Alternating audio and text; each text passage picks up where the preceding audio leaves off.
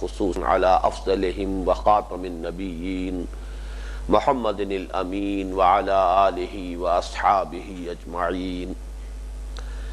أما بعد فأعوذ بالله من الشيطان الرجيم. بسم الله الرحمن الرحيم. يا أيها الذين آمنوا لا تقدموا بين يدي الله ورسوله واتقوا الله إن الله سميع عليم. يا أيها الذين آمنوا لا ترفعوا أصواتكم فوق صوت النبي ولا تجهروا له بالقول كجهر بعضكم لبعض أن تحبط أعمالكم وأنتم لا تشعرون. إن الذين يغضون أصواتهم عند رسول الله أولئك الذين امتحن الله قلوبهم للتقوى لهم مغفرة وأجر عظيم. إن الذين ينادونك من وراء الحجرات أكثرهم لا يعقلون. ولو أنهم صبروا حتى تخرج إليهم لكان خيرا لهم واللہ غفور رحیم. صدق اللہ العظیم. رب اشرح لی صدری ویسر لی امری واحلل عقدۃ من لسانی یفقہوا قولی. اللہم ربنا الہمنا رشدنا واعذنا من شرور انفسنا. اللہم ارنا الحق حقا وارزقنا اتباعہ وارنا الباطل باطلا وارزقنا اجتنابہ. اللہم وفقنا لما تحب وترضى آمین یا رب العالمین. آج ہم اللہ کے نام سے مطالعہ قرآن حکیم کے جس منتخب نصاب کا سلسلے وار درس ان مجالس میں ہو رہا ہے اس کے درس نمبر 14 کا آغاز کر رہے ہیں، جو اس میں اس نصاب میں جو حصص کی تقسیم ہے اس کے اعتبار سے یہ اس کے تیسرے حصے کا 5واں اور آخری درس ہے. یہ درس سورہ حجرات پر مشتمل ہے جو مصحف میں 26ویں پارے میں ہے اور 18 آیات پر مشتمل ہے جو 2 رکوعوں میں منقسم ہے. حسب معمول کچھ تمہیدی امور ہیں اور حسن اتفاق سے اس مرتبہ بھی 4 ہیں تمہیدی باتیں کہ جو ہمیں پہلے اپنے سامنے رکھ لینی چاہیے. سب سے پہلے یہ کہ مضمون کی ترتیب کے اعتبار سے منتخب نصاب میں ہم اس وقت کس مقام پر ہیں. چونکہ کافی عرصہ ہو گیا ہے، میں چاہتا ہوں کہ ایک دائرانہ نگاہ، ایک برڈز آئی ویو ہمیں پھر ڈال لینی چاہیے کہ اس منتخب نصاب میں مضامین کی ترتیب اور قرآن حکیم کی جو آیات یا صورتیں جو اس میں شامل ہیں ان کے مابین منطقی ربط کیا ہے. یہ منتخب نصاب جیسا کہ ابھی عرض کیا گیا 6 حصوں پر مشتمل ہے. پہلا حصہ 4 نہایت جامع اسباق پر مشتمل ہے جس میں انسان کی فوز و فلاح اور کامیابی کے جملہ لوازم کو بڑی جامعیت کے ساتھ بیان کیا گیا. اس پہلے حصے میں جو 4 اسباق ہیں ان میں ایک باہمی ربط جو ہے وہ ایک اور اعتبار سے بھی بہت ہی حسین ربط ہے. پہلا درس ایک مکمل سورت پر مشتمل ہے، سورۃ العصر، جو قرآن حکیم کی مختصر ترین صورتوں میں سے ہے. دوسرا حصہ دوسرا درس ایک آیت پر مشتمل ہے، آیت البر، سورہ بقرہ کی آیت نمبر 177، جو قرآن حکیم کی طویل ترین آیتوں میں سے ایک ہے. تیسرا درس سورہ لقمان کے 3 رکوع پر مشتمل ہے اور وہ قرآن حکیم میں اس بات کی ایک نمایاں علامت ہے کہ یہ رکوعوں کی تقسیم اگرچہ اجتہادی ہے، قیاسی ہے، دور صحابہ میں نہیں تھی، بعد میں کی گئی ہے، لیکن اکثر و بیشتر یہ رکوعوں کی تقسیم مضمون کے اعتبار سے نہایت مناسب ہے. اس کی ایک نہایت نمایاں مثال سورہ لقمان کا یہ دوسرا رکوع ہے. چوتھا درس جو ہے سورہ حامیم السجدہ کی 7 آیات پر مشتمل ہے، آیت نمبر 30 تا آیت نمبر 36. لیکن یہاں ان رکوعوں کی تقسیم کا دوسرا پہلو سامنے آ جاتا ہے کہ اس کی کچھ آیات ایک رکوع میں ہے، کچھ آیات اگلے رکوع میں ہے. گویا کہ یہاں پر رکوعوں کی تقسیم معنوی اعتبار سے درست نہیں ہے.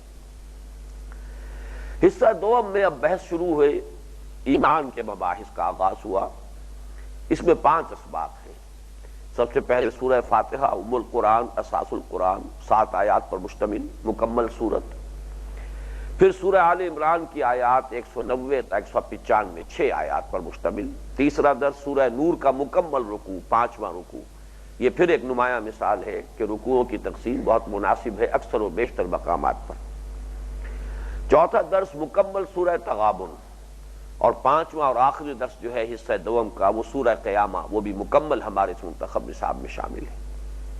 تیسرا حصہ جس کا آخری درس وہ ہے جس کا ہم آج آغاز کر رہے ہیں، یہ عمل صالح کی تفصیل و تشریح پر مشتمل ہے. اس میں جو حسین ترتیب ہے اس کو پھر ذہن میں تازہ کر لیں کہ عمل کا جب ہم جائزہ لیں گے تو سب سے پہلے انفرادی سیرت و کردار کا معاملہ سامنے آئے گا، اور اس کو بھی ہم نے یہاں 2 حصوں میں تقسیم کیا. ایک ہے تعمیر سیرت کی اساسات، اس کی بنیادیں. چنانچہ ہمارا پہلا درس جو ہے وہ تعمیر سیرت کی اساسات پر مشتمل ہے، اور وہ 2 مقامات اس میں شامل ہیں، سورہ مومنون کی پہلی 11 آیات اور سورہ معارج کی آیات نمبر 19 تا 35 17 آیات. یہ گویا کہ سیرت کی تعمیر کی اساسات ہیں. پھر اگلا مرحلہ ہے ایک مکمل تعمیر شدہ شخصیت، بندہ مومن کی دل آویز شخصیت جو ہے اس کے خد و خال کیا ہے. یہ سورۃ الفرقان کا مکمل رکوع ہے، آخری رکوع. یہ پھر مثال ہے اس کی کہ رکوعوں کی تقسیم قرآن حکیم میں معنوی اعتبار سے اکثر و بیشتر جگہ پر درست ہے. اب جب فرد سے آگے بڑھتے ہیں تو اجتماعیت کا پہلا قدم ہے عائلی زندگی، خاندانی زندگی. ایک مرد اور ایک عورت کے مابین رشتہ ازدواج سے اجتماعیت کی طرف گویا کہ پہلا قدم ہوتا ہے. عائلی زندگی کے ضمن میں اگرچہ ہمارا درس جو ہے تیسرا درس اس تیسرے حصے کا وہ سورہ تحریم پر مشتمل ہے، لیکن ہم نے اس ضمن میں اس مرتبہ کچھ آیات کا اضافہ کیا تھا، سورہ بقرہ اور سورہ نساء کی ہم مضمون آیات، کہ اس خاندان کے ادارے کے استحکام کے لیے قرآن حکیم نے اور کیا کیا ہدایات دی. اس حصہ سوم کا چوتھا درس تھا. اب جب خاندانوں کو ہم جمع کرتے ہیں تو معاشرہ وجود میں آتا ہے. تو اسلام کا معاشرتی نظام کیا، معاشرت کے ضمن میں وہ ویلیوز کون سی ہیں جن کو پروموٹ کرنا چاہتا ہے اسلام، اور وہ ایولز کا تصور کون سا ہے کہ جن کو ایریڈیکیٹ کرنا پیش نظر ہے. اس پر اگرچہ ہمارا درس اصلاً تو سورہ بنی اسرائیل کے 2 رکوعوں پر مشتمل ہے، تیسرا اور چوتھا رکوع، لیکن اس میں بھی ہم نے اضافی طور پر جو اسلامی معاشرت کے ضمن میں اہم احکام آئے ہیں، خصوصاً ستر اور حجاب کے بارے میں اور عدم اختلاط، مردوں اور عورتوں کا علیحدہ علیحدہ رہنے کا معاملہ، جو کہ مسلمان معاشرے کی نمایاں ترین علامت ہے، نمایاں ترین وصف ہے، اس کے لیے سورہ احزاب اور سورہ نور کی آیات ہم نے شامل کی. اب جو ہم پہنچے ہیں حصہ سوم کا، یہ آخری درس ہے، سورہ حجرات پر مشتمل ہے. یہ انسانی اجتماعیت کی جو بلند ترین صورت ہے. اب اس کے لیے مختلف الفاظ استعمال کیے جا سکتے ہیں: ملی زندگی،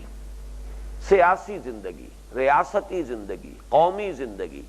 یہ گویا کہ انسانی اجتماعیت کا بلند ترین مقام ہے. اس کی اساسات کیا ہیں، اس کی بنیادیں کیا ہیں، اس کے استحکام کے لیے ہدایات کیا ہیں، اس کے اصول کیا ہیں، اس اسلامی اجتماعیت میں شمولیت کی بنیادی شرط کیا ہے، اس کے اندر اصل روح جو ہے، جو درکار ہے، وہ کون سی ہے. بقیہ معاشروں سے یا دوسری ریاستوں سے اور بقیہ پوری نوع انسانی ہیومینٹی ایٹ لارج سے اس مسلمان معاشرے کا یا اسلامی ریاست کا ربط و تعلق کوئی ہے یا نہیں ہے تو کن بنیادوں پر ہے. یہ بہت اہم ہے مسائل کے جو یوں سمجھیے کہ اسلام کے ملی زندگی یا ریاستی زندگی یا سیاستی زندگی جو ہے اس سے متعلق مسائل ہیں کہ جو نہایت جامعیت کے ساتھ اس سورہ حجرات میں زیر بحث آئیں گے، جس کا کہ آج ہم مطالعہ شروع کر رہے ہیں اللہ کے نام سے. تمہیدی مضامین کے ضمن میں اب دوسری بات یہ ہے کہ خود مصحف میں یہ کون سا مقام ہے، اس میں کیا ترتیب ہے، اس کو بھی نوٹ کر لیجئے. اس سے پہلے تفصیل سے عرض ہو چکا ہے کہ قرآن مجید میں مکی اور مدنی صورتوں کے گروپ ہیں. تو جو 5واں گروپ ہے مکی اور مدنی صورتوں کا، اس میں یہ بھی ایک حسن اتفاق ہے کہ 3 کا ہندسہ آتا ہے کہ 13 صورتیں ہیں مکی، سورہ سبا سے سورہ احقاف تک 13، اور پھر 3 صورتیں ہیں مدنی، سورہ محمد صلی اللہ علیہ وسلم، سورۃ الفتح اور سورۃ الحجرات. تو یہ 13 اور 3 کا یہ مجموعہ 16 صورتوں پر مشتمل یہ 5واں گروپ ہے قرآن حکیم میں مکی اور مدنی صورتوں کے گروپس کے اعتبار سے. ان میں جو یہ 3 صورتیں ہیں مدنیات، ان میں سے دو یعنی سورہ محمد صلی اللہ علیہ وسلم اور سورۃ الفتح، ان کے مابین جوڑے ہونے کی نسبت بتمام و کمال موجود ہے۔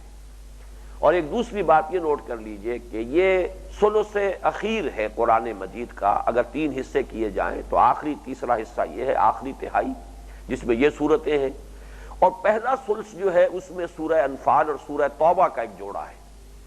جو نسبت اور جو ربط ان دونوں صورتوں کے مابین ہے معنوی اعتبار سے، وہی نسبت اور وہی ربط سورہ محمد اور سورۃ الفتح کے مابین اس آخری حصے میں ہے۔ یعنی اس کو یوں سمجھیے کہ سورہ انفال نازل ہوئی تھی غزوہ بدر کے فوراً بعد، سورہ محمد صلی اللہ علیہ وسلم نازل ہوئی غزوہ بدر سے متصلاً قبل، وہ غزوہ بدر کی تمہید ہے۔ اسی طرح سورہ توبہ نازل ہوئی ہے فتح مکہ کے بعد، گویا کہ جب کہ حضور صلی اللہ علیہ وسلم کا مشن جو ہے اندرون جزیرہ نماء عرب مکمل ہو چکا، جبکہ یہ سورۃ الفتح جو ہے یہ نازل ہوئی ہے صلح حدیبیہ کے بعد، اور یہ صلح حدیبیہ در حقیقت فتح مکہ کی تمہید ہے۔ تو وہی ایک نسبت ہے کہ جو سورہ فتح میں اور سورہ محمد میں ہے، وہی نسبت سورہ توبہ اور سورہ انفال میں ہے۔ البتہ جہاں تک سورۃ الحجرات کا تعلق ہے، اس کا کوئی جوڑا نہیں ہے قرآن حکیم میں، یہ منفرد صورتوں میں سے ہے، یہ اپنی جگہ پر ایک مکمل صورت ہے۔ اور یہ کہا جا سکتا ہے ایک اعتبار سے، اور یہ میں نے پہلے بعض مواقع پر عرض بھی کیا ہے، کہ جو منفرد صورتیں ہیں وہ عام طور پر کسی گروپ یا کسی صورت کے ضمیمے یا تتمے کی حیثیت رکھتی ہیں۔ سورۃ الحجرات کے بارے میں ہم یہ کہہ سکتے ہیں کہ یہ سورۃ الفتح کا تتمہ ہے۔ تتمہ کا لفظ زیادہ موضوع ہوگا بجائے ضمیمے کے، اس لیے کہ سورۃ الفتح کی آخری دو آیات کی تشریح اور تفصیل ہے جو پوری سورہ حجرات میں سامنے آتی ہے۔ جن حضرات کے ذہن میں وہ سورہ فتح کی آخری دو آیات ہوں، ان کے لیے سہولت ہوگی کہ اس وقت میری بات کو اچھی طرح سمجھ سکیں۔ سورہ فتح کی جو آخری سے پہلی آیت ہے، هو الذی ارسل رسولہ بالہدی ودین الحق لیظہرہ علی الدین کلہ وکفی باللہ شہیدا، اس میں نبی اکرم صلی اللہ علیہ وسلم کی بعثت کا مقصد بیان کیا گیا۔ آپ کا مشن کیا ہے، کس لیے آپ کو بھیجا گیا، جو دین حق دے کر آپ کو بھیجا گیا اس کو غالب کرنا، یہ ہے آپ کا مشن۔ اب ظاہر بات ہے کہ اس غلبے کے لیے جد و جہد درکار ہے، جہاد درکار ہے، قربانیاں دینی ہوگی، محنتیں کرنی ہوگی، مشقت کرنی ہوگی، مقابلہ کرنا ہوگا۔ دوسرے نظاموں پر غالب کر دینا کوئی بچوں کا کھیل تو نہیں ہے، اس کے تقاضے ہیں، اس کے لیے وہ تمام مراحل جن کے لیے جامع عنوان جہاد ہے وہ اس کے لیے لازم ہے۔ چنانچہ سورہ حجرات کا جو آخری حصہ ہے وہ آپ دیکھیں گے، اور عکسی ترتیب ہے یہ، یہاں پہلی آیت ہے، ان دو آیتوں میں سے پہلی آیت میں حضور کا مقصد بعثت بیان ہوا، اس مقصد بعثت کے لیے جو جہاد لازم ہے اس کا ذکر سورہ حجرات کے آخری حصے میں ہو رہا ہے کہ ایمان کی شرط لازم ہے جہاد، ایمان کا تصور ہے ہی نہیں جہاد کے بغیر۔ انما المؤمنون الذین آمنوا باللہ ورسولہ ثم لم یرتابوا وجاہدوا باموالہم وانفسہم فی سبیل اللہ اولئک ھم الصادقون، سچے مومن تو صرف وہ ہیں جو اللہ پر اور اس کے رسول پر ایمان لائے اور پھر ہرگز شک میں نہیں پڑے، اور انہوں نے اپنے جان مال تن من دھن لگا دیا اللہ کی راہ میں جہاد میں، وہ ہے کہ جو حقیقت میں مستحق ہے مومن کہلانے کے۔ وہ اگر دعویٰ کریں ایمان کا تو وہ اپنے دعوے میں سچے ہیں۔ تو گویا کہ سورہ فتح کی لاسٹ بٹ ون آیت، آخری سے پہلی،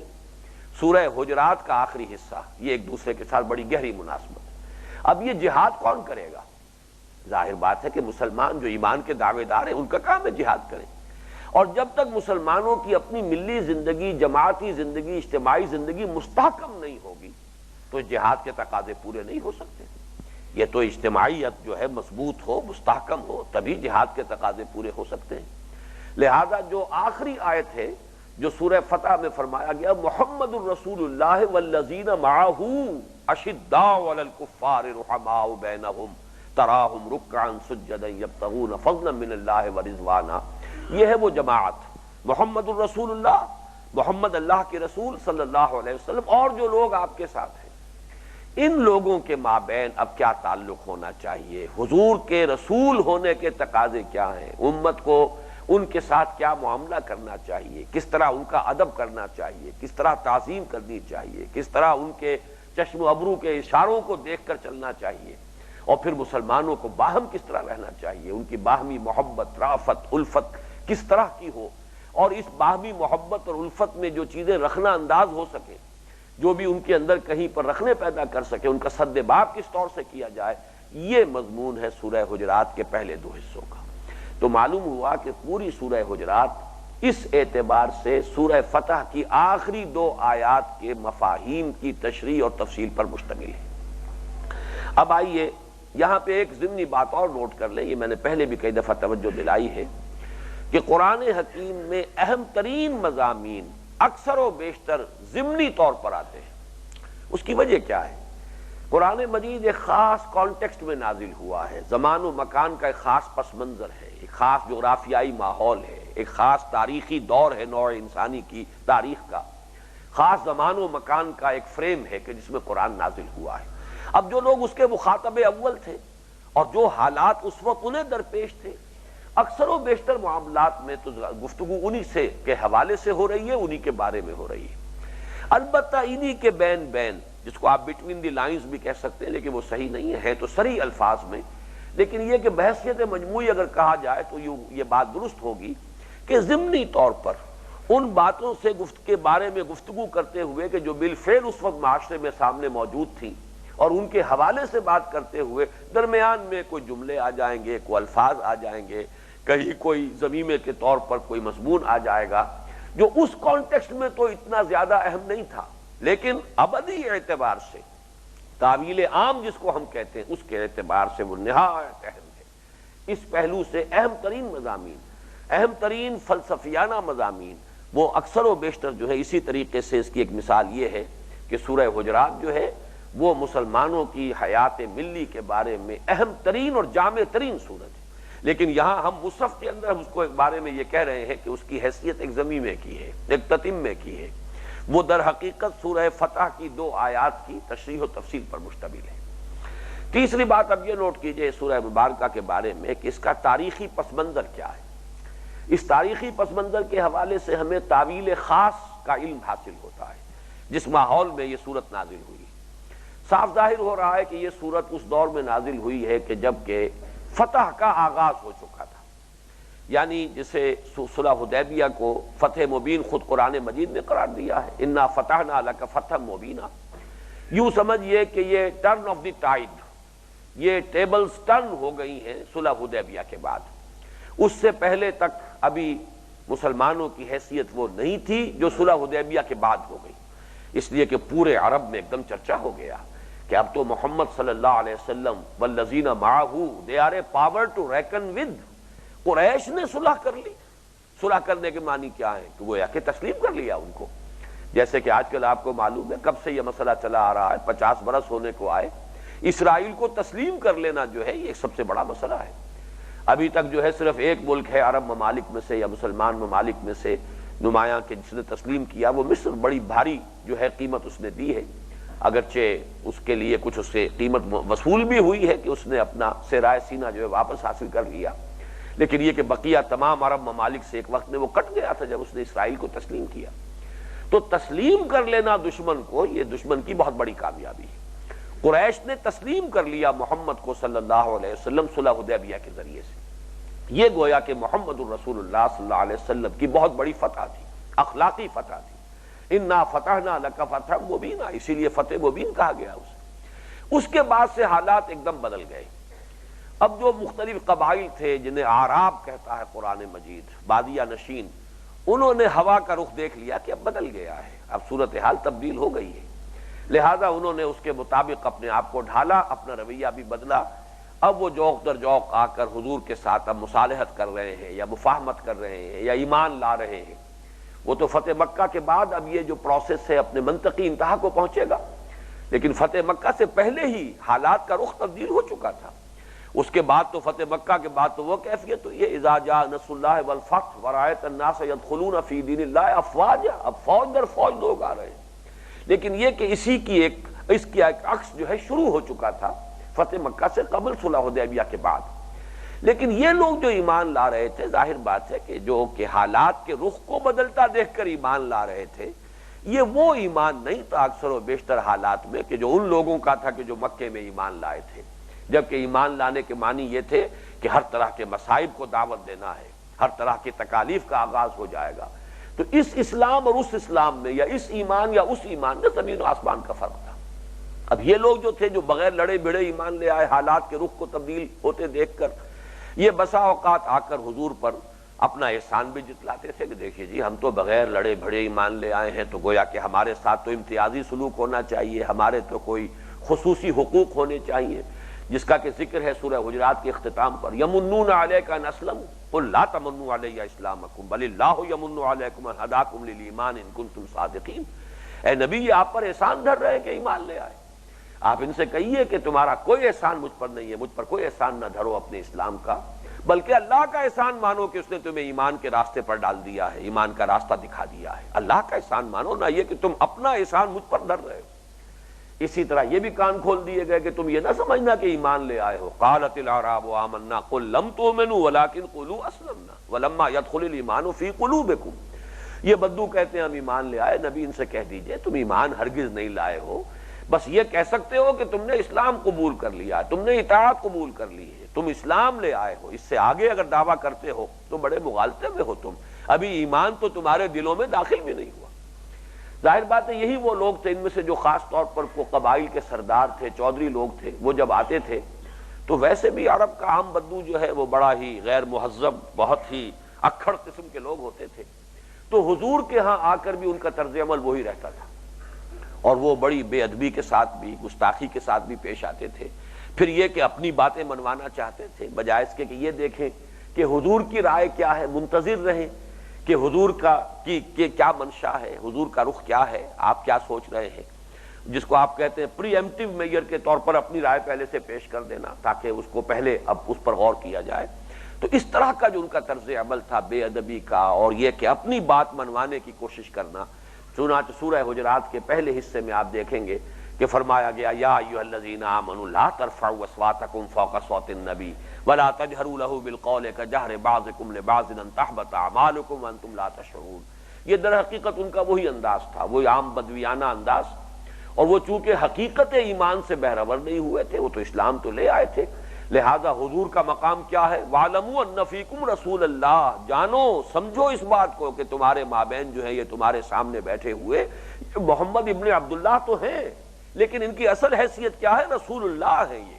تمہیں انہیں اس حیثیت سے ان کے ساتھ رویہ اختیار کرنا چاہیے۔ وَاعْلَمُوا أَنَّ فِيكُمْ رَسُولَ اللَّهِ، یہ نہیں کہ جیسے تم ایک دوسرے سے بلند آوازی سے بات کر لیتے ہو ایسے ہی ان سے بھی بلند آوازی سے بات کر لو، جیسے ایک دوسرے کے گھروں پر جا کر باہر کھڑے ہو کر پکارنا شروع کر دیتے ہو، ایسے ہی وراء الحجرات جو ہے کھڑے ہو کر حضور کو بھی پکارنے لگو۔ یہ تمہارا انداز صحیح نہیں ہے۔ اس سے اندیشہ ہے کہ کوئی اگر پونجی، کوئی رمق حاصل ہوئی ہے ایمان کی کسی درجے میں تو وہ بھی جاتی رہے گی، اور کوئی اعمال اگر تم نے کمائے ہیں، کوئی نیکیاں ابھی تک اگر کمائی ہیں تو وہ بھی ضائع ہو جائیں گی۔ تو یہ در حقیقت ایک تاریخی پس منظر میں تعویل خاص کے حوالے سے اس پوری سورہ مبارکہ کا ایک مفہوم اس طور سے نکھر کر آتا ہے۔ لیکن اب آخری بات عرض کر رہا ہوں، تعویل عام کے اعتبار سے در حقیقت یہ مسلمانوں کی حیات ملی اور حیات اجتماعی، جس کا کہ بلند ترین کانسیپٹ آج کی دنیا میں ریاست کا تصور ہے، کانسیپٹ آف اسٹیٹ۔ اسلامی ریاست کی بنیادیں کیا ہیں، اس میں قانون سازی کے اصول کیا ہیں، اس کی شہریت کی بنیاد کیا ہے، پھر اس کے دوسرے معاشروں سے روابط کی بنیادیں کیا ہیں، پھر اس معاشرے کے استحکام کے لیے کون کون سے رکھنے ہیں کہ جن کو بند کرنا ضروری ہے۔ یہ گویا کہ حیات ملی، حیات اجتماعی، ریاستی اور سیاست کی سطح پر جو بلند ترین جو درجہ ہے انسانی زندگی کا اجتماعیت کے اعتبار سے، اس سطح پر نہایت جامع اور نہایت ہماگیر جو ہے یہ سورہ مبارکہ ہے۔ اس اعتبار سے میں چاہتا ہوں کہ اس کے 3 حصے ہیں، ذرا ان کو پہلے سے نوٹ کر لیجئے، اگرچہ اصل میں تو تفصیل تو سامنے آئے گی جب ہم ایک ایک آیت کا مطالعہ کریں گے، لیکن پہلے سے ایک اپنے ذہن میں خاکہ بنا لیجئے کہ یہ تقریباً 3 مساوی حصوں میں منقسم ہے۔ تقریباً اس لیے کہہ رہا ہوں کہ اگر تو 18 آیات کو 3 سے تقسیم کیا جائے تو 6 آیات پر ایک حصہ اگر بالکل مساوی ہو تو مشتمل ہونا چاہیے۔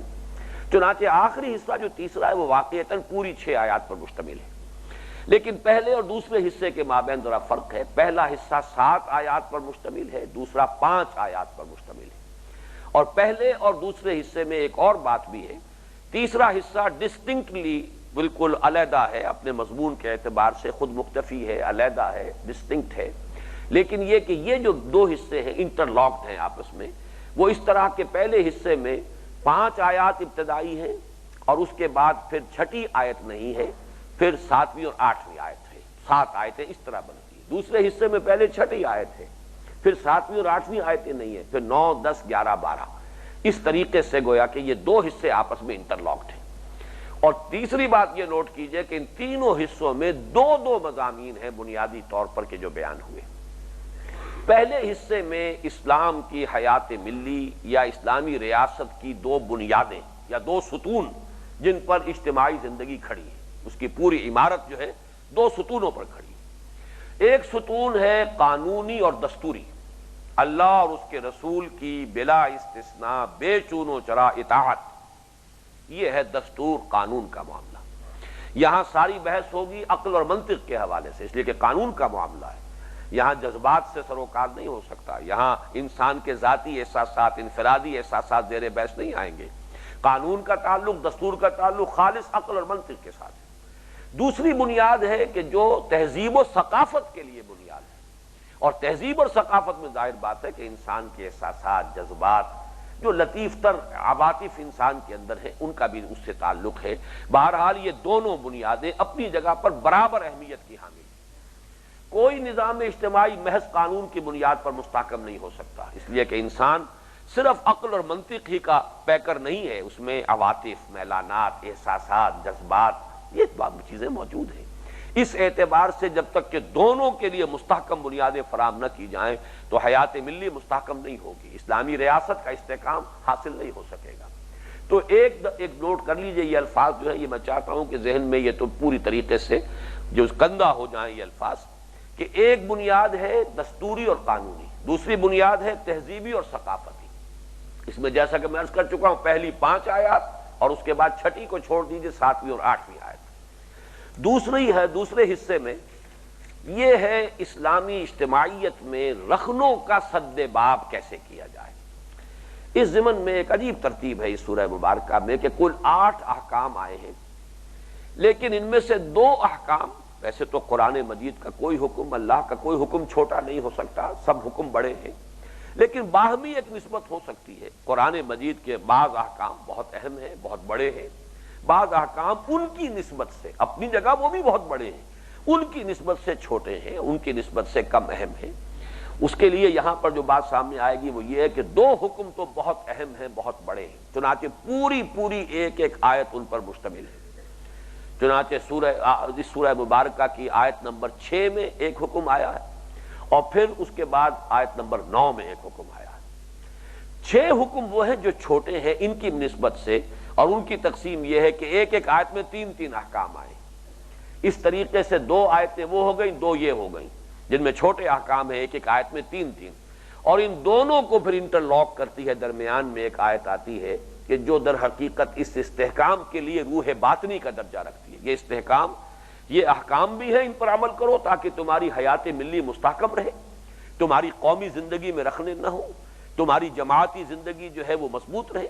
لیکن یہ کہ اس کی جو ایک روح ہے، وہ روح جو ہے وہ درمیان میں 5ویں آیت ہے، تو اس طرح یہ دوسرا حصہ 5 آیات پر مشتمل ہے۔ تیسرے حصے میں پھر 2 اصولی مباحث ہیں۔ پہلی بحث تو یہ ہے جس کا میں نے ابھی بھی ایک آدھ مرتبہ تذکرہ کیا ہے کہ بہرحال اسلامی ریاست ہو، اسلامی معاشرہ ہو، اسلام کی جو بھی ایک اجتماعی زندگی ہے مسلمانوں کی، تو پوری دنیا میں ایک عالمی انسانی معاشرہ بھی ہے، اس کے ساتھ کیا تعلق ہے، کوئی ربط ہے یا نہیں، کوئی اس کے مابین کوئی روابط کی کوئی اساسات اور بنیادیں ہیں یا نہیں ہے، تو وہ کیا ہے۔ یہ بڑی اہم بحث ہے، یعنی اسلامی ریاست کا بقیہ دوسری ریاستوں سے اگر کوئی ربط و تعلق ہے تو کن بنیادوں پر، کوئی ہے یا نہیں ہے تو کن بنیادوں پر۔ اور دوسرے یہ کہ اس مسلمانوں کی حیات اجتماعی میں یا حیات ملی میں یا ریاستی سطح پر شہریت کی بنیاد کیا ہے۔ وہ بنیاد جو ہے یہ اہم ترین مضامین میں سے ہے جو کہ اس سورہ مبارکہ کے آخری حصے میں آیا ہے کہ ایک ہے اسلام، ایک ہے ایمان۔ مسلمانوں کی حیات ملی کی اساس دنیا میں اسلام پر ہے، ایمان پر نہیں ہے، اس لیے کہ ایمان ایک ایسی مخفی حقیقت ہے کہ جس کو دیکھا نہیں جا سکتا۔ وہ ویریفائی بھی نہیں کیا جا سکتا کہ ہے یا نہیں ہے، کوئی ہمارے پاس ذریعہ موجود نہیں ہے۔ جبکہ یہاں دنیا میں ریاست کی شہریت کے لیے، مسلمان معاشرے میں کسی کے شامل ہونے کے لیے کوئی ایسی بنیاد چاہیے جو کانکریٹ ہو، ویریفائیبل ہو، جو سامنے ہو، بالکل واضح ہو۔ اس اعتبار سے اسلام ہے اصل اساس یہاں اسلامی معاشرے کی، ایمان نہیں ہے، جبکہ روح باطنی وہ ایمان ہے، اور اس ایمان کی شرط لازم جہاد ہے۔ ایمان کا یوں سمجھیے کہ رکن لازم جہاد ہے، جبکہ اسلام کے ارکان میں جہاد کا ذکر نہیں ہے۔ اسلام کا ارکان جو ہے 5 ارکان ہیں، بنی الاسلام علی 5: شہادت اللہ الہ الا اللہ وان محمد رسول اللہ واقام الصلاۃ وایتاء الزکوٰۃ وصوم رمضان وحج البیت۔ کلمہ شہادت، نماز، روزہ، حج اور زکوٰۃ، یہ 5 ہیں ارکان اسلام، لیکن ارکان ایمان یہ 2 ہیں، یقین دل میں اور جہاد عمل میں، یہ 2 ارکان ہیں۔ یہ دونوں ہیں تو ایمان ہے، اور یہ نہیں ہے تو ایمان نہیں ہے، اسلام ہے۔ مسلمان معاشرے کا وہ شخص فرد ہو سکتا ہے، اسلامی ریاست کا شہری ہو سکتا ہے اگر وہ اسلام کی شرائط کو پورا کر دے، باقی آخرت میں اللہ تعالیٰ کے ہاں جو معاملہ،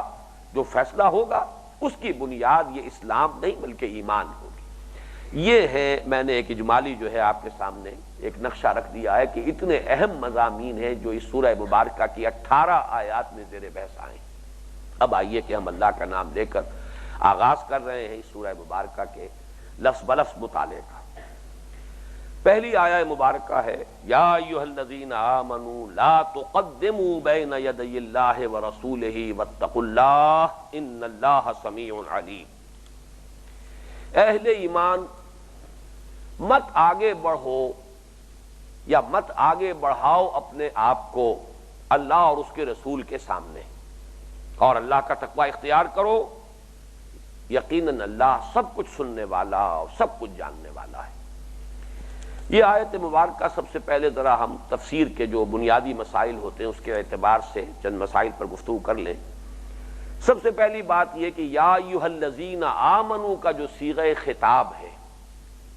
اگرچہ ہمارے منتخب نصاب میں اس سے پہلے 3 مرتبہ آ چکا ہے، سورہ تغابن میں 1 مرتبہ آ چکا ہے دوسرے حصے میں، اور سورہ تحریم میں 2 مرتبہ آ چکا ہے یہ تیسرے حصے میں،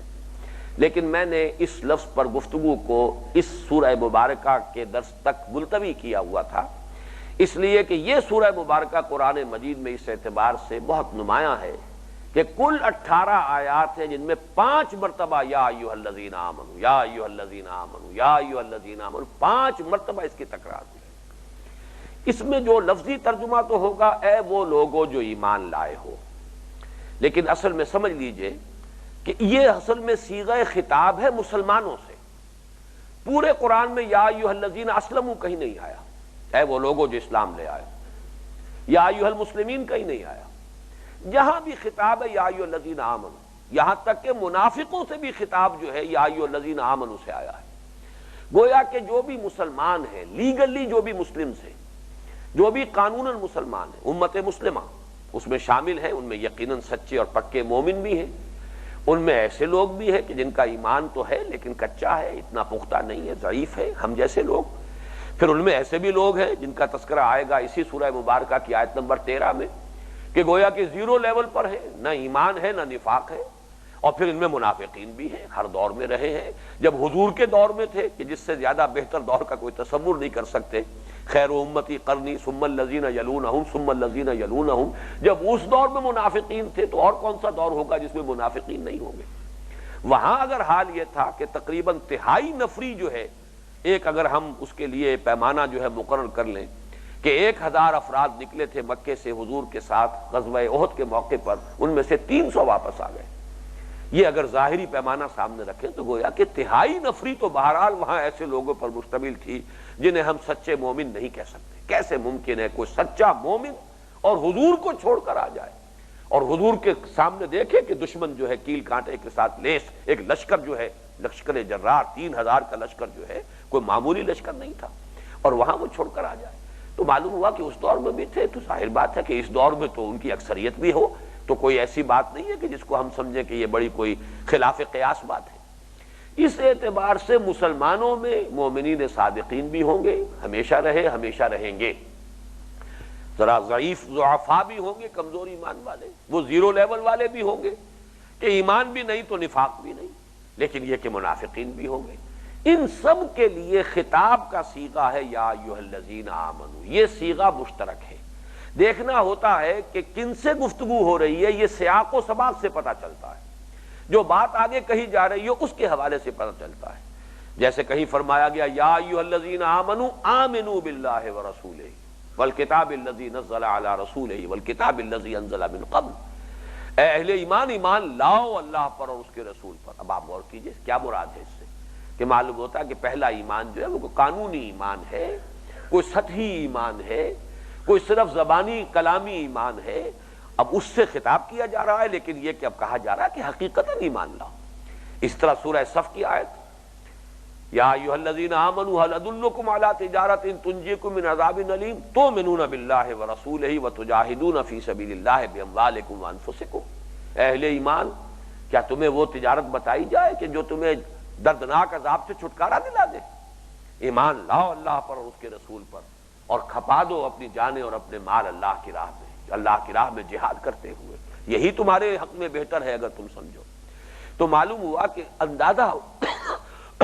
اس مضمون سے، سیاق و سباق سے اندازہ ہو جائے گا کہ یہاں کن سے خطاب ہے۔ اور جیسا کہ میں ابھی عرض کر چکا ہوں، تعویل خاص کے اعتبار سے اور جو تاریخی پس منظر ہے اس کے اعتبار سے اکثر و بیشتر ہوئے سخن جو وہ ان لوگوں کی طرف ہے جو اسلام تو لے آئے تھے اور ایمان حقیقی سے ابھی بہرہ نہیں تھے۔ اگرچہ اس آیت میں، اس صورت وہ آیات میں ہے کہ جن کے مخاطب یقیناً مومنین صادقین تھے۔ تو بہرحال جو بات کہنے کی ہے وہ یہ ہے کہ یہ یا ایھا الذین آمنوا کا صیغہ خطاب یہ عام ہے مسلمانوں کے لیے۔ اصل میں تو مسلمان مخاطب ہے، چاہے باطنی اعتبار سے وہ سچے اور پکے مومن ہو، چاہے منافق ہو، چاہے یہ کہ بین بین کی کیفیت میں ہو کہ نہ ایمان ہو نہ نفاق ہو۔ دوسری بات یہ نوٹ کر لیجئے، اور یہ ایک دلچسپی کی باتیں ہیں اور فہم قرآن میں یقیناً ان سے مدد ملتی ہے۔ پورے مکی قرآن میں یہ صیغہ خطاب نہیں آیا یا ایھا الذین آمنوا، حالانکہ مکی دور میں جو ایمان لائے تھے اب ان کا ایمان تو لازماً ہر شک و شبہ سے بالا تر تھا، لیکن جیسا کہ میں نے عرض کیا یہ امت مسلمہ سے خطاب کا صیغہ ہے۔ امت کی تشکیل جو ہے گویا کہ معلوم ہوتا ہے کہ وہ ہجرت کے بعد ہوئی ہے، اسی لیے وَلْتَكُمْ مِنْكُمْ أُمَّةٌ یا ہم نے تمہیں بہترین امت بنایا ہے، كَذَلِكَ جَعَلْنَاكُمْ أُمَّةً وَسَطًا لِتَكُونُوا شُهَدَاءَ عَلَى النَّاسِ وَيَكُونَ الرَّسُولُ عَلَيْكُمْ شَهِيدًا كُنْتُمْ خَيْرَ أُمَّةٍ، یہ تمام الفاظ آتے ہیں مدنی صورتوں میں۔ مکی دور میں یا ایھا الذین آمنوا کا صیغہ خطاب کہیں آیا ہی نہیں، سوائے ایک صورت کے، اس میں صرف استثناء ہے سورہ حج۔ سورہ حج کی آخری سے پہلی آیت جو ہے یا ایھا الذین آمنوا ارکعوا واسجدوا واعبدوا ربکم وافعلوا الخیر لعلکم تفلحون، اس میں یہ صیغہ خطاب آیا ہے۔ لیکن سورہ حج کے بارے میں آپ حضرات کے علم میں ہوگا کہ اس کے بارے میں اختلاف ہے کہ وہ مکی ہے یا مدنی ہے، بلکہ بہت سے حضرات اسے مدنی کہتے ہیں۔ اگر تو وہ مدنی ہے تو وہ استثناء جو ہے وہ بھی ختم ہوا اور گویا کہ اصول پوری طرح پختہ ہو گیا کہ پورے مکی قرآن میں کہیں یا ایھا الذین آمنوا کے الفاظ نہیں آئے، حالانکہ 2/3 قرآن جو ہے وہ مکی صورتوں پر مشتمل ہے، 1/3 قرآن ہے مدنی صورتوں پر مشتمل۔ البتہ یہ ضرور ہے کہ مکی صورتوں میں کچھ اور صیغے آئے ہیں، مثلا میں 2 مرتبہ تو حضور سے مخاطب ہو کر کہا گیا ہے کہ اے نبی، بجائے اس کے کہ اللہ تعالیٰ خود خطاب کرے یا ایھا الذین آمنوا کے الفاظ میں، 2 جگہ پر آیا ہے۔ یہ سورہ ابراہیم کی آیت نمبر 31 ہے اور سورہ جاسیہ کی آیت نمبر 14۔ اے نبی آپ کہہ دیجئے قل لعباد الذین آمنوا یقیموا الصلاۃ وینفقوا مما رزقناہم سرا وعلانیۃ من قبل ان یأتی یوم لا بیع فیہ ولا خلال، اے نبی کہہ دیجئے میرے ان بندوں سے جو ایمان لائے۔ براہ راست صیغہ خطاب یا ایھا الذین آمنوا سے یہ بات اللہ تعالیٰ نے جیسے کہ مدنی صورتوں میں کہی ہے یہاں نہیں کہی۔ اسی طرح سورہ جاسیہ میں فرمایا قل للذین آمنوا یغفر الذین لا یرجون ایام اللہ، اے نبی آپ کہہ دیجئے ان لوگوں سے جو ایمان لائے ہیں کہ وہ ذرا ابھی عفو اور درگزر سے کام لیں۔ یہ لوگ جو آخرت کے منکر ہیں، امیدوار ہی نہیں ہے اس بات کے، انہیں اندیشہ ہی نہیں ہے کہ اللہ کی طرف سے کوئی محاسبہ ہوگا، کوئی پکڑ بھی آ سکتی ہے، کوئی عذاب بھی آ سکتا ہے، تو ان کے بارے میں ذرا درگزر سے کام لیں، ابھی صبر کریں۔ اے نبی آپ کہہ دیجئے اہل ایمان۔ یہ عجیب بات ہے کہ یہاں خطاب براہ راست مسلمانوں سے نہیں کیا جا رہا، یا ایھا الذین آمنوا کی بجائے قل للذین آمنوا یغفر الذین لا یرجون ایام اللہ، قل لعباد الذین آمنوا یقیموا الصلاۃ وینفقوا مما رزقناہم۔ اسی طرح ایک جگہ براہ راست خطاب بھی کیا ہے تو وہ یا ایھا الذین آمنوا نہیں، بلکہ اس میں بھی لفظاً فرق ہے، یا عبادی الذین آمنوا ان ارضی واسعۃ فایای فاعبدون۔ یہ سورہ عنکبوت کی آیت نمبر 56 ہے، اے میرے وہ بندو جو ایمان لائے۔ بہرحال یہ تین استثناءات یا چوتھی استثنائی آیت اگر سورہ حج کو اگر مکی مانے تو پھر یہ ہے کہ وہ ایک آیت جو ہے سورہ حج کی بھی جو لاسٹ بٹ ون ہے، غالباً 77 نمبر آیت ہے سورہ حج کی، یہ گویا کہ کل استثناءات ہوں گی، باقی پورا مکی قرآن یا ایھا الذین آمنوا کے صیغے سے خالی ہے۔ سورہ حج کے بارے میں جو میری ذاتی رائے ہے، اگرچہ یہ بات کہی ہے بعض حضرات نے کہ یہ مدنی ہے، لیکن یہ کہ مجھے ان لوگوں کی رائے سے اتفاق ہے کہ مکی صورت ہے، لیکن اس میں دو جگہ پر، ایک جگہ پر 4 آیات ہیں 38 سے 41 تک، اور ایک آخری 2 آیات، یہ میرے نزدیک مدنی، بلکہ زیادہ صحیح تر بات یہ ہے کہ مدنی نہیں ہے بلکہ برزخی ہے، بئی معنی کہ حضور پر نازل ہوئی ہیں اثناء سفر ہجرت میں جبکہ آپ جا رہے تھے۔ ان 4 آیتوں کے بارے میں تو حضرت عبداللہ ابن عباس رضی اللہ تعالیٰ عنہما کا قول بھی مجھے مل گیا، میرا گمان پہلے سے تھا کہ یہ اثناء سفر ہجرت میں نازل ہوئی 38ویں آیت سے لے کر 41ویں آیت تک، لیکن پھر یہ کہ مجھے حضرت عبداللہ ابن عباس رضی اللہ تعالیٰ عنہما کا قول بھی مل گیا تو اس سے یہ کہ اطمینان ہو گیا اور انشراح ہو گیا، متفق گردید رائے ابو علی بارائے من۔ آخری 2 آیات کے بارے میں اگرچہ اس طرح کا کوئی اثر، کوئی قول مجھے نہیں ملا ہے، لیکن پھر بھی ایک گمان میرا یہی ہے کہ یہ 2 آیتیں بھی جو آخری آیتیں سورہ حج کی یہ مدنی ہیں، یا یہ کہ اثناء سفر ہجرت میں نازل ہوئی، واللہ اعلم۔ بہرحال سورہ حجرات اس اعتبار سے پورے قرآن میں اگر نسبت و تناسب کو دیکھا جائے تو ممیز ہے کہ اس میں 5 مرتبہ یا ایھا الذین آمنوا کا صیغہ خطاب آیا ہے۔ اب آئیے، یا ایھا الذین آمنوا لا تقدموا بین یدی اللہ ورسولہ، یہ جو تقدموا کا لفظ آیا ہے صیغہ نہیں ہے، لا تقدموا، اس کی 2 قراءتیں ہیں، ایک تو وہی مشہور قراءت وہی ہے جس کے مطابق یہاں بھی ہے متن لا تقدموا، ایک قراءت ہے لا تقدموا۔ ان میں فرق کیا ہے؟ جو حضرات کچھ عربی گرامر سے واقف ہیں، یہ فعل جو اضافہ فعل ثلاثی مزید فی کے 2 ابواب ہیں، ایک باب تفعیل ہے اور ایک پھر یہ کہ باب تفاعل ہے۔ باب تفعیل جو ہے یہ فعل متعدی ہوتا ہے، تقدیم کے معنی کسی کو آگے کرنا، اور تقدم ہو باب تفاعل یا تفاعل تقادم، اس کے معنی ہو گے خود آگے بڑھنا، یہ بڑا فرق ہوتا ہے۔ تو لا تقدموا یہاں پر اگر اس قرات کو مانا جائے لا تقدموا تو گویا کہ یہ باب تفعیل سے ہے، فعل متعدی ہے تو اس کا کوئی مفعول ہونا چاہیے، کس کو آگے مت بڑھاؤ، لا تقدموا کس چیز کو آگے مت بڑھاؤ، وہ میں بعد میں عرض کروں گا۔ دوسری رائے یہ کہ نہیں، یہ فعل لازم ہے، لا تقدموا یعنی لا تتقدموا باب تفاعل سے ہے، مت آگے بڑھو بین یدی اللہ ورسولہ۔ اگر تو لا تقدموا ہو تو پھر تو کوئی سوال پیدا نہیں ہوتا، کسی مفعول کے محذوف ہونے کا کوئی سوال پیدا نہیں ہوتا، لیکن چونکہ جو مشہور قرات ہے، زیادہ معروف، اور ہمارے ہاں تو یہی قرات ہے کہ جس سے ہم واقف ہیں، لا تقدموا، تو یہاں اس قرات کے اعتبار سے یہاں مفعول کو محذوف مانا گیا ہے۔ اس محذوف میں 2 امکانات ہیں، لا تقدموا امرا او فعلا بین یدی اللہ ورسولہ،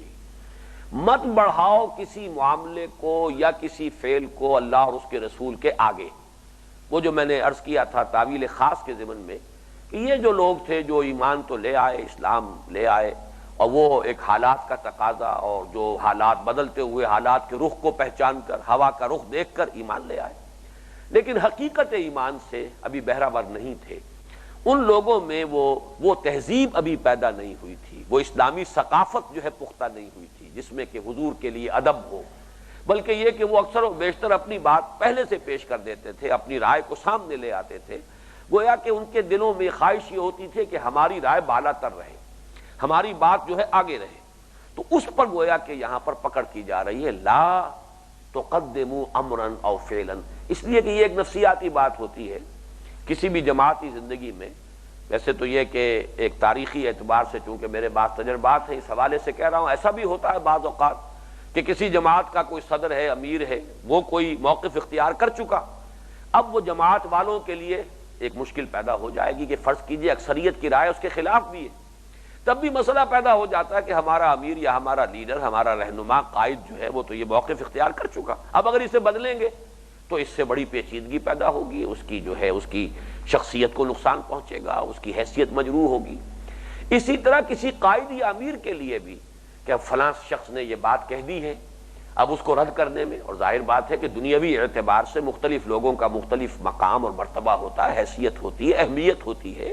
کوئی کسی قبیلے کا سردار ہے، اب یہ بات ظاہر کر چکا ہے، اس نے اپنی رائے پیش کر دی ہے، اس کو رد کرنے میں بھی بہت سی ایسی مصلحتیں ہو سکتی ہیں کہ جو آڑے آ رہی ہوں، اس اعتبار سے اس پر جو ہے نکیر کی جا رہی ہے کہ تمہیں یہ طرز عمل اختیار کرنا ہی نہیں چاہیے۔ لا تقدموا امرا او فعلا بین یدی اللہ ورسولہ، جب تک اللہ اور اس کے رسول کی طرف سے وہ بات سامنے نہ آ جائے، خام خواہ کوئی معاملہ، کوئی مسئلہ جو ہے اس کو پہلے سے آگے نہ رکھ دو۔ دوسری رائے کیا ہے؟ لا تقدموا انفسکم او رأیکم بین یدی اللہ ورسولہ، اپنے آپ کو اور اپنی رائے کو، اپنی آراء کو اللہ اور اس کے رسول سے آگے نہ رکھو۔ مطلب یہ ہے کہ تمہارا کام ہے پیروی، تمہارا کام ہے اطاعت، تم تو یہ دیکھو کہ اللہ کا منشا کیا ہے، رسول کا منشا کیا ہے، اللہ کی مشیت کیا ہے، رسول کا منشا کیا ہے، بجائے اس کے کہ تم اپنی بات، اپنی رائے، اپنے فکر، اپنے فلسفے، اپنی سوچ، اپنے فیصلے کو مقدم رکھو۔ تمہیں یہ چاہیے کہ ہر وقت تمہارا یہ مینٹل ایٹیٹیوڈ رہنا چاہیے کہ یہ جانو کہ اللہ کیا چاہتا ہے، شریعت کا تقاضا کیا ہے، قرآن و سنت کا منشا کیا ہے، رسول کا رخ کدھر ہے، رجحان کدھر ہے۔ لا تقدموا بین یدی اللہ ورسولہ، مت بڑھاؤ اپنے آپ کو یا اپنی آراء کو یا کسی معاملے کو، یا مت بڑھو خود۔ اگر لا تقدموا ہو باب تفاعل سے، لا تتقدموا یعنی لا تقدموا، تب تو یہ امام راضی نے لکھا ہے کہ مفہوم کے اعتبار سے دونوں قرأتیں متحد ہو جاتی ہیں، کوئی فرق واقع نہیں ہوتا، یہ صرف قرأت کا فرق ہے، باقی جہاں تک مراد، مفہوم، معنی، مقصود، اس میں کوئی فرق نہیں۔ اپنے آپ کو آگے نہ بڑھاؤ، خود آگے نہ بڑھو، اپنی رائے کو مقدم نہ رکھو، اپنے آپ کو آگے نہ رکھو، یہ ساری چیزیں جو ہے مفہوم مراد کے اعتبار سے ایک ہی۔ لا تقدموا بین یدی اللہ ورسولہ، مت آگے بڑھو یا مت آگے بڑھاؤ اپنی رائے یا اپنی پسند، اپنے رجحان، اپنے ارادے کو اللہ اور اس کے رسول سے۔ یہ آیت مبارکہ آپ ذرا نوٹ کیجئے، اسلامی ریاست کی پہلی دفعہ ہے، اسلامی ریاست کے دستور کی دفعہ نمبر 1۔ یہ گویا کہ اسلام کی یا مسلمانوں کی حیات ملی کی جو دو بنیادیں ہیں، دو اساسات، دو ستون، ان میں سے قانونی اور دستوری ستون جو ہے وہ یہ آیت ہے، لا تقدموا بین یدی اللہ ورسولہ، مت آگے بڑھو یا مت آگے بڑھاؤ اپنے آپ کو یا اپنی رائے کو یا اپنے رجحان کو یا اپنی پسند کو اللہ اور اس کے رسول سے۔ اس کے لیے ایک تو میں یہ چاہتا ہوں کہ ایک حدیث مبارک کہ جو اس کے مفہوم کو بہت ہی واضح کر دیتی ہے وہ آپ کے سامنے لے آؤں، اور ایک دوسری آیت قرآن مجید کی جو سورہ نساء کی آیت نمبر 59 ہے وہ آپ کے سامنے لے آؤں، اور اسلامی ریاست کی جو یہ اساس ہے، جو اس کے دستور اساسی کی پہلی دفعہ ہے، اس کے بارے میں ہمیں پوری طرح کھل کر بات کو سمجھ لینا چاہیے۔ حدیث مبارک جو ہے یہ مسند احمد ابن حنبل کی ہے، اور رائے دی ہے وَسَنَدُهُ جَيِّدٌ، اس کی سند اسناد جو ہیں وہ صحیح ہیں، درست ہیں، قابل اعتماد ہیں۔ راوی ہے حضرت ابو سعید الخدری رضی اللہ تعالی عنہ، عن ابی سعید الخدری عن النبی صلی اللہ علیہ وسلم انہ قال مثل المؤمن کا مثل الفرس علی اخیتہ یا فی اخیتہ، مختلف روایتوں میں یا علی یا الی کا فرق ہے، یجول ثم یرجع علی اخیتہ وان المؤمن لیسہو ثم یرجع الی الایمان۔ میں اس حدیث کو پہلے تو لفظاً جو ہے آپ کے سامنے پیش کرنا چاہتا ہوں، اس لیے کہ اس میں ہماری دین کی ایک بہت بنیادی حقیقت جو ہے جو ہمارے سامنے رہنی چاہیے، اس پر بڑی روشنی پڑ رہی ہے۔ حضور نے فرمایا مومن کی مثال اس گھوڑے کی سی ہے کہ جو کسی کھوٹے سے بندھا ہوا ہو، وہ ادھر ادھر چلتا پھرتا ہے، جاتا ہے، لیکن پھر لوٹ آتا ہے اپنے کھوٹے کی طرف۔ اسی طرح بندہ مومن سے بھی خطا تو ہو جاتی ہے، غلطی ہو جاتی ہے، وَإِنَّ الْمُؤْمِنَ لَيَسْهُو، سہو ہے، خطا ہے، نسیان ہے، ہو جاتا ہے۔ ثُمَّ يَرْجِعُ إِلَى الْإِيمَانِ، پھر وہ لوٹ آتا ہے ایمان کی طرف۔ گویا کہ یہاں اس میں ہمارے لیے جو حقیقت ایمان کے اعتبار سے جو روشنی ملی ہمیں وہ یہ ہے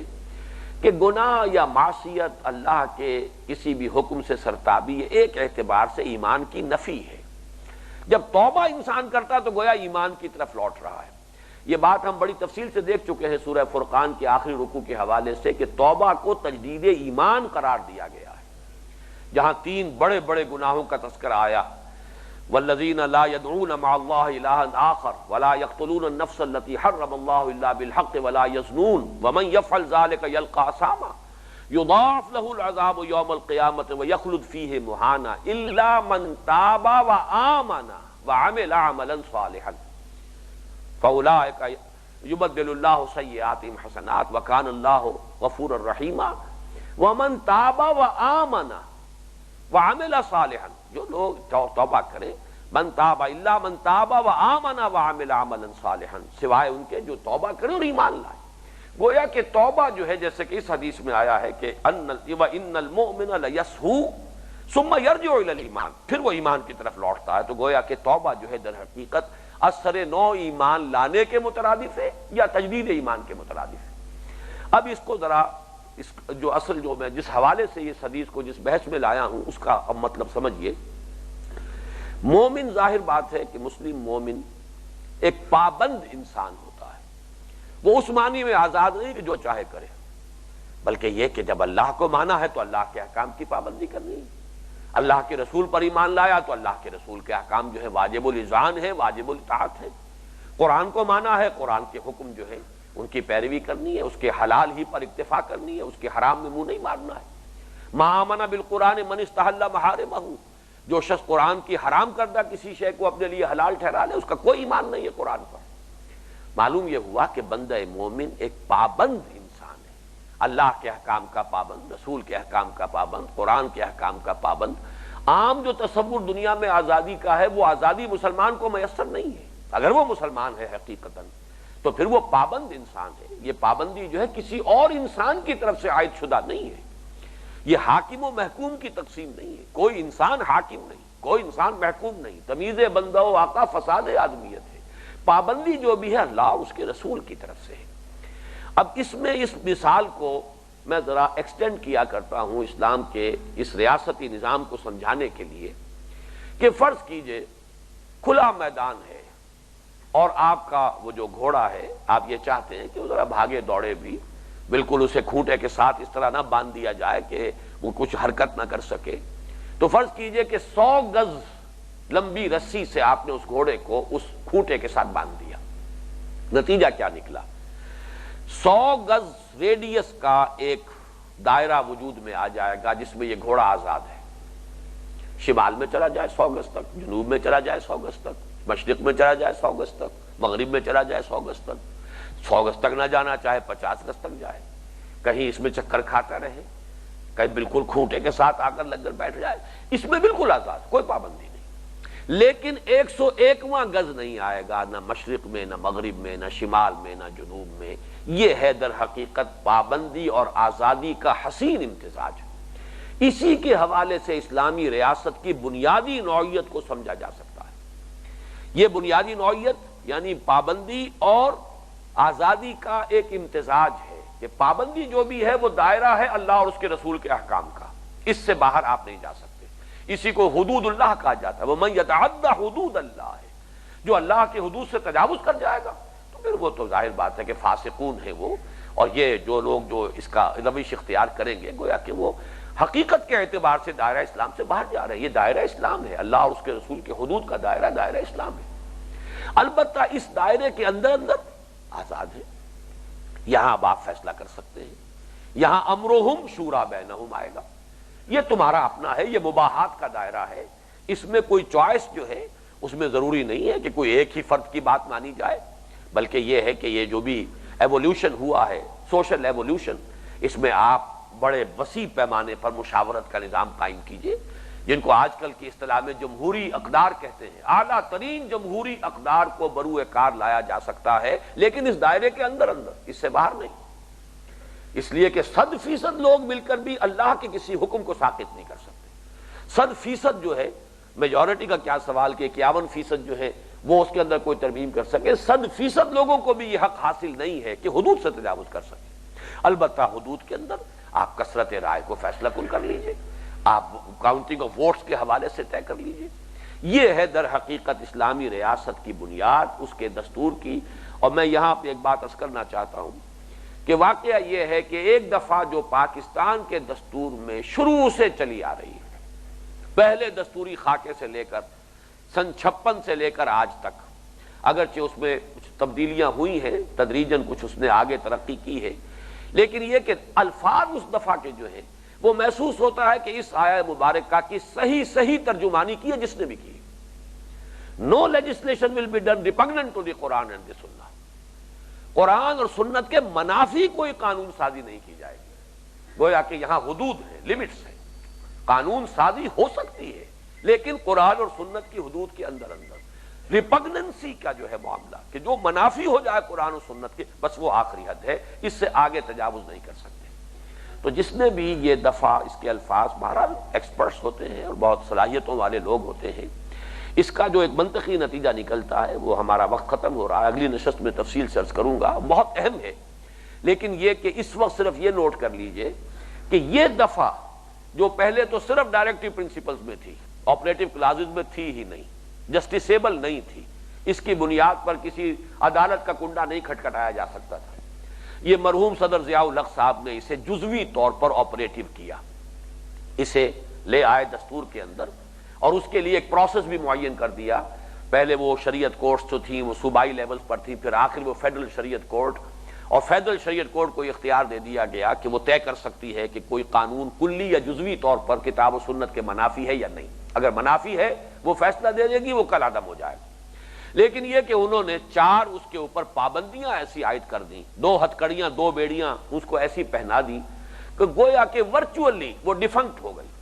اس کی کوئی مؤثر حیثیت نہیں رہی، اس لیے کہ 2 تو ہتھکڑیاں کہہ لیجئے، 2 بیڑیاں۔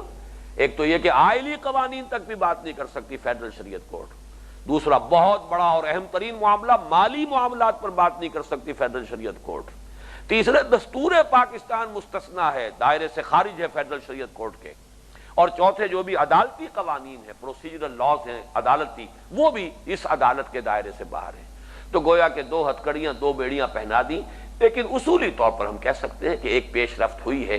کہ اس کو صرف ڈائریکٹیو پرنسپل سے آگے بڑھا کر آپریٹو کلازز میں لے آیا گیا۔ لیکن فی الحال صرف آج کی نشست میں اسی پر اکتفا کیجئے کہ یہ جو الفاظ ہیں no legislation will be done یا no legislation will be possible repugnant to the Quran and the Sunnah،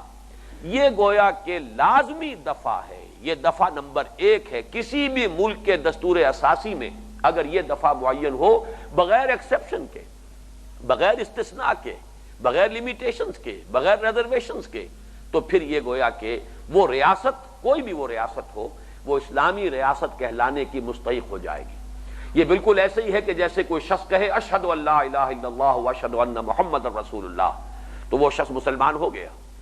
ابھی اسلام لایا ہے، عمل کا مسئلہ بعد میں آئے گا، نماز کا وقت آئے گا، نماز پڑھے گا، لیکن مسلمان تو وہ فوراً ہو گیا جیسے ہی اس نے کہا اشہد ان لا الہ الا اللہ واشہد ان محمد رسول اللہ، گویا کہ ایک لکیر کھینچی ہوئی تھی، پہلے ادھر تھا اب ادھر آ گیا۔ اسی طریقے سے جو ریاست اپنے دستور اساسی میں اس دفعہ کو تسلیم کر لے، ثبت کر دے کہ no legislation will be possible, no legislation will be done repugnant to the Quran and the Sunnah، وہ گویا کہ ریاست مسلمان ہو گئی۔ یہ ریاستی سطح پر، دستوری سطح پر کلمہ شہادت کے مترادف ہے، اور یہ صحیح ترجمانی ہے اس آیہ مبارکہ کی، یا ایھا الذین آمنوا لا تقدموا بین یدی اللہ ورسولہ۔